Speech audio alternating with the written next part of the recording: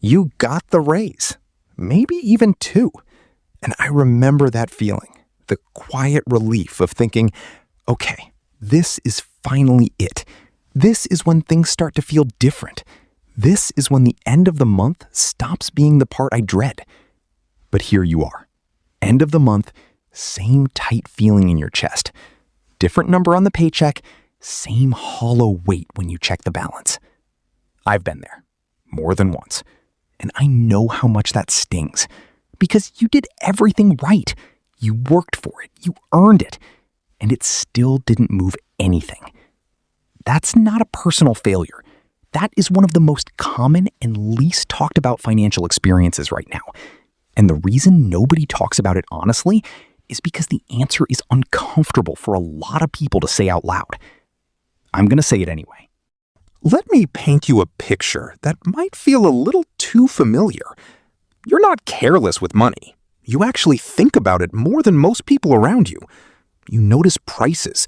You feel the grocery bill. You've watched the numbers closely enough to know something doesn't add up, and that quiet frustration has been sitting with you for a while. Your income went up, somewhere between 6% and 12% over the last couple of years, maybe more. And yet your savings look the same. Your breathing room looks the same.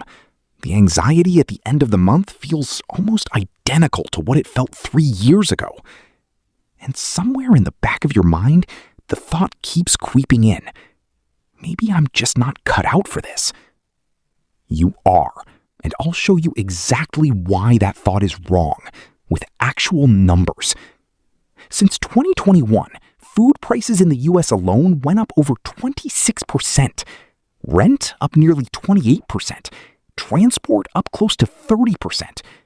Your raise showed up and immediately got handed straight to your landlord, your grocery store, your petrol station. Not because you were irresponsible, because there was nowhere else for it to go.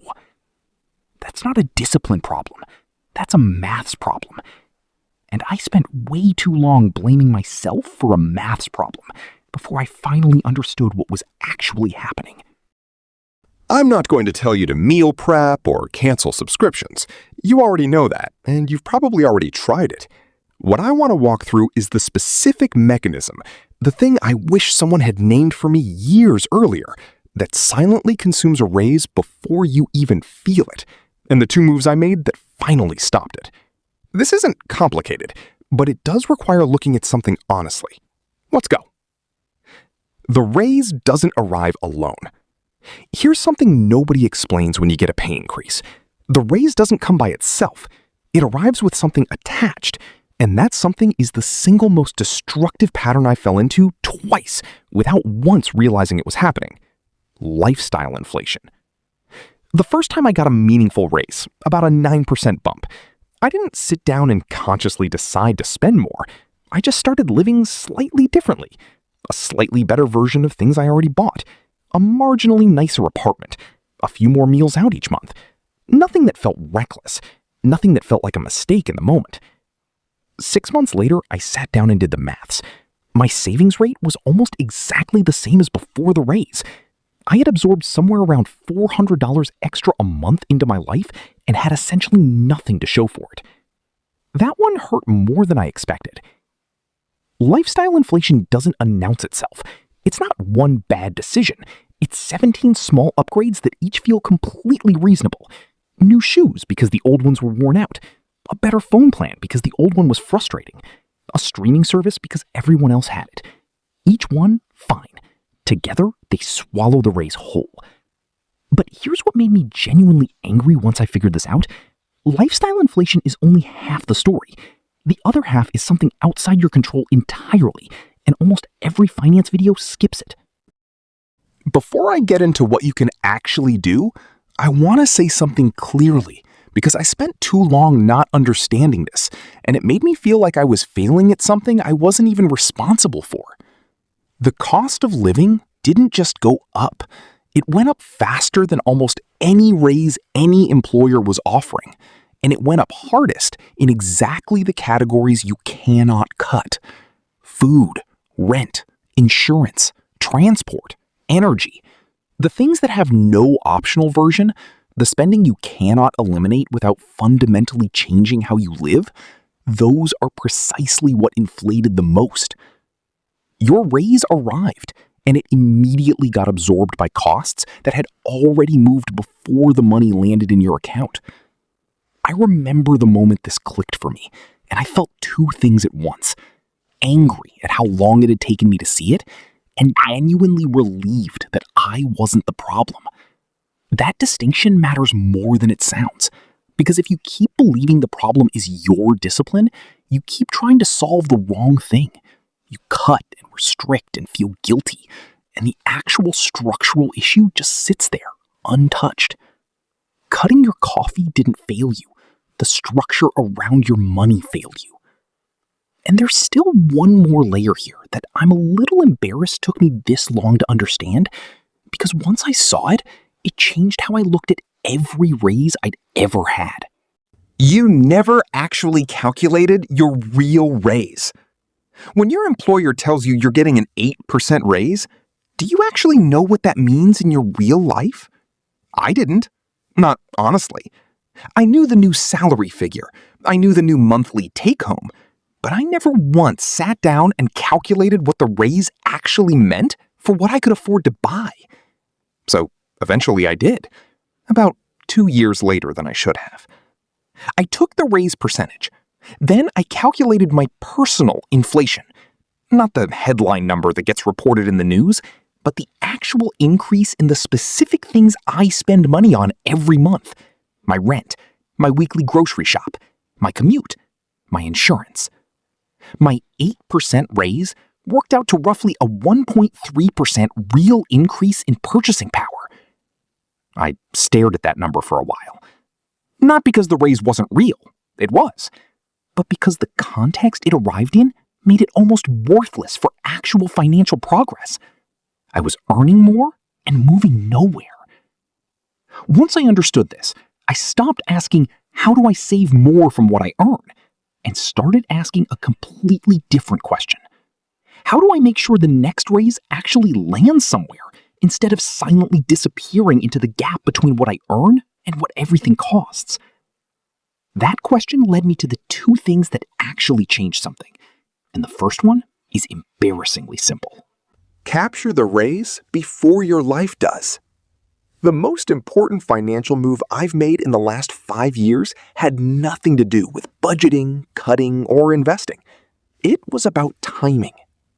The moment I found out about a raise, before the first new paycheck arrived, before I had a single chance to feel what the extra money was like, I set up an automatic transfer for a fixed portion of the monthly increase, straight to a separate account, done before the money ever touched my main balance.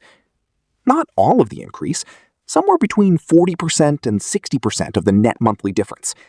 The logic is simple, and I'm a little embarrassed it took me so long to apply it. You cannot miss money you never felt. But the moment that bigger number sits in your account even once, your brain recalibrates to it. It becomes the new normal, and saving from it starts to feel like a loss instead of a gain. I made the transfer the day I got the confirmation, not the day the new salary arrived, the day I found out. The rest of the raise, the 40% to 60% I kept, I let myself actually enjoy. I spent it without guilt. That's the part that makes this sustainable long term. You don't deny yourself the reward of working harder.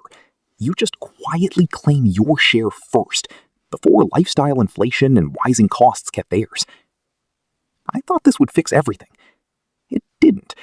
And what I found out next is the part most people never get to. Looking back now, it's the single thing that finally broke the cycle I'd been stuck in. But it's still not enough on its own, because prices didn't stop rising when I started doing this. And that gap between what your salary can do and what everything costs needs one more thing to close it properly. The only real hedge when prices won't come down. I want to be direct here, because dancing around this doesn't help anyone. Prices are not going back to where they were. The rent increases from 2022 are not reversing. The grocery bill from 2023 is not returning to what it was before. The reset that a lot of people were quietly hoping for, it didn't come. And in most countries right now, the expectation isn't that prices will fall, it's just that they'll rise more slowly. That means the only meaningful long-term move is growing income at a rate that consistently stays ahead of what your essential costs are doing. I know that sounds like advice that doesn't help, because you can't just decide to earn more. But the framing matters here. I'm not talking about building a business or making a career pivot. I'm talking about what I started calling an income buffer. A secondary source, even a small one, with one very specific purpose: to absorb cost of living increases so your main salary can build savings instead of just keeping pace. Mine started at $270 a month from a single freelance project. Not life-changing, but it was exactly enough to cover the gap between what my raise gave me and what inflation quietly took. The key was having a specific number attached to it from the start. Not make more money. That's too vague to act on. Cover the $230 per month my fixed costs went up this year.